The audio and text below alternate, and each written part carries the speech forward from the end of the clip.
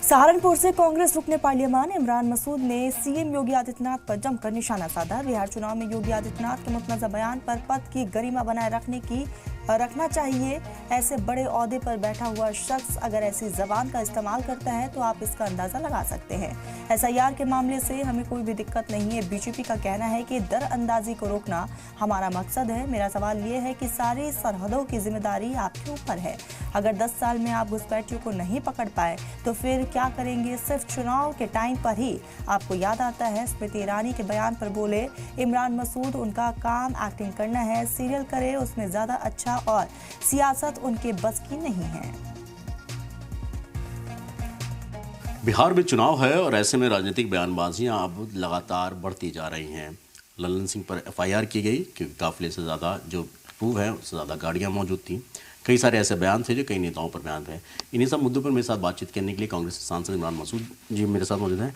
इमरान जी, बिहार में की चुनाव सरगर्मियां तेज़ हो रही हैं। राहुल गांधी खुद बिहार में लगातार दौरे कर रहे हैं, मीटिंग कर रहे हैं, बयानबाजियां लगातार हो रही हैं।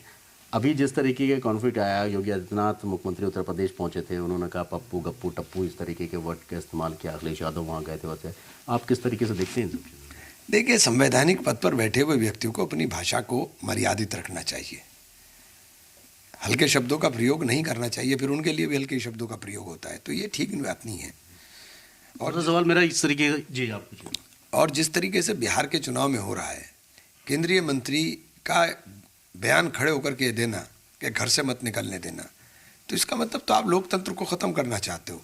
आप तो डंडा राज कर करके डंडे के दम के ऊपर चुनाव जीतना चाहते हो और लोकतंत्र को ख़त्म कर करके दलितों के, मुसलमानों के, पिछड़ों के, आदिवासियों के अधिकारों को रगड़ना चाहते हो। ये आपकी मंशा है। एफआईआर भी हो गई अब तो उनके ऊपर। एफआईआर क्या हुई? गाड़ियों की एफआईआर हुई, उस भाषा की एफआईआर हुई जो भाषा आप बोल रहे हो। आप लोग ये मुद्दा उठाएंगे? नहीं, मैं तो बोल रहा हूँ ना, मुद्दा उठाने की क्या बात है? जो बोला उन्होंने उसका बताइए ना। उन्होंने तो सीधे सीधे धमकी दे दी कि घर से नहीं निकलने देंगे। एक केंद्रीय मंत्री खड़े होकर के धमकी देगा, इससे ज़्यादा दुर्भाग्यपूर्ण कोई बात हो सकती है?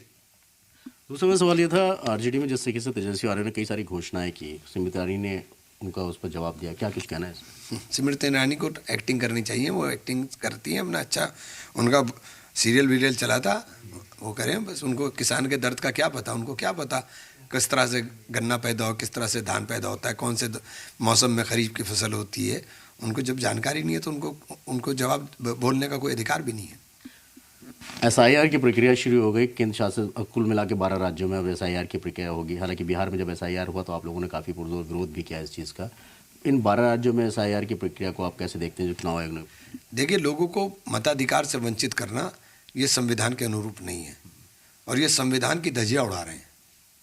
देश के अंदर संविधान खतरे में, हम बार बार कहते हैं। देश के संविधान को बचाना होगा और प्रत्येक नागरिक को अपने अधिकारों का संरक्षण और अपने अधिकारों की सुरक्षा के लिए अपना आप खड़ा होना होगा। बीजेपी नेता ये कहते हैं कि वेस्ट बंगाल की अगर मैं बात करूं, वहीं से शुरुआत करूं, तो कहते हैं कि घुसपैठिए, रोहिंग्या, बांग्लादेशी, इस तरीके के लोग सबसे ज़्यादा थे जिनको रोकना बहुत ज़रूरी है और एसआईआर इस वजह से बहुत ज़रूरी है। ठीक है, अगर आप ऐसा मान रहे हैं तो आप पहले ये कहिए कि आप पूरी तरह से विफल हैं। सीमाएँ आपके हाथ में हैं। आपके रहते हुए सीमाएँ अगर सुरक्षित नहीं है या हमारे जवान जो सीमाओं की सुरक्षा कर रहे हैं उनकी क्षमता के ऊपर आप सवाल या निशान लगा रहे हो। आप पूरे पुलिस बल क्या कर रहा है? अगर इतनी बड़ी भारी तादाद के अंदर रोहिंग्या, एक बीएलओ की बेचारे की हैसियत है, वो छांट देगा कि कहाँ से लोग आ गए। आपका खुफिया तंत्र क्या कर रहा है? आप बता रहे डेमोग्राफी चेंज होगी, तो बताओ कितने आपने पकड़े और कितने को डिपोर्ट किया आपने? आप बीएलओ की बात कर रहे हैं। ये भी मुद्दा उठाया कि बीएलओ ने अपनी सुरक्षा को लेकर केंद्र सरकार से फोर्सेस की मांग की और ये कहा है कि हमारी सुरक्षा को ध्यान में रखते हुए क्या गजब का नैरेटिव प्रेस के माध्यम से बनाया जा रहा है। बीएलओ डायरेक्ट लिख सकता है सरकार को क्या? केंद्र सरकार को बताइए मुझे, बीएलओ लिख सकता है क्या केंद्र सरकार को सीधे? तो राज्य सरकार के कर्मचारी होते हैं ज़्यादातर। बताइए मुझे, बीएलओ लिख सकता है क्या? केंद्र सरकार का कर्मचारी भी नहीं लिख सकता डायरेक्ट, अपने डिपार्टमेंट को लिखेगा। क्या नैरेटिव बना रहे हैं आप? तो आपको लगता है कि एसआईआर की प्रक्रिया जो अब राज्यों में शुरू हुई, बिहार जैसा हाल ना हो उसके लिए आप लोग कुछ करेंगे? नहीं, हम लोग मैं कह रहा हूं कि प्रत्येक नागरिक को अपने अधिकार के लिए जागरूक होना चाहिए। किसी सूरत में चूंकि वोट के माध्यम से लोगों के अधिकारों के ऊपर अतिक्रमण करेंगे, फिर ये एनआरसी और सीए के अंदर ये पता नहीं किस किस को कहाँ कहाँ का बताएंगे। चलिए बहुत बहुत शुक्रिया हमसे बात करने के लिए।